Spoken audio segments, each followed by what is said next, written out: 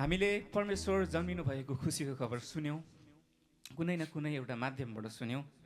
अनि यस्तै सुसमाचार सुनाउने एउटा चलन थियो, अनि क्यारोल गाउने भन्ने कुरा थियो। अनि प्रायः जस्तो यो क्यारोल गाउने कुराहरू चाहिँ राति हुन्थ्यो। अनि त्यही सन्दर्भमा लेखिएको गीत हामी गाउँदैछौँ।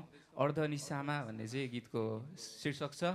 अनि अर्धनिशा भनेको के हो भनेर तपाईँहरूलाई लागिरहेको छ भने, अर्ध भनेको आधी अनि निशा भनेको रात। आधा रातमा क्यारोल गाइने भएको कारणले गर्दाखेरि यो गीत त्यो सन्दर्भमा लेखिएको हुन्छ। हामी सबैजना मिलेर यो भजन लगाउनेछौँ। सबैजना ताली बजाएर मजाले गाउनेछौँ है, ल जतिलाई आउँछ गाउँ।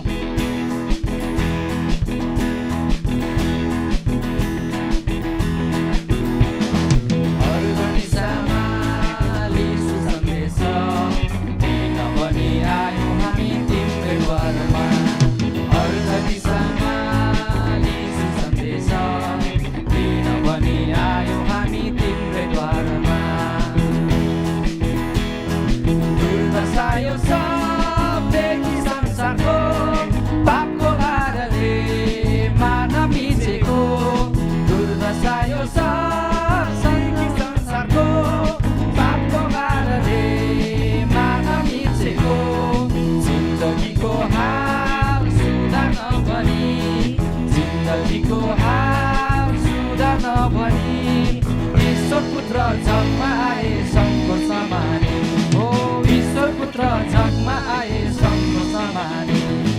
अर्धनिशामा यीशु सन्देश दिन भई आयो हामी तिम्रै द्वारमा। अर्धनिशामा यीशु सन्देश दिन भई आयो हामी तिम्रै द्वारमा।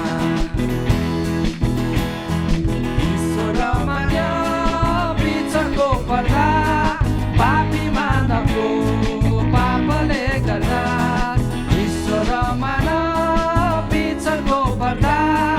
पापी मानवको पापले गर्दा, थोडी मानवलाई लान ईश्वर कहाँ, थोडी मानवलाई लान ईश्वर कहाँ। आउनुभयो महान ईश्वर दुष्ट संसारमा, हो आउनुभयो महान ईश्वर संसारमा।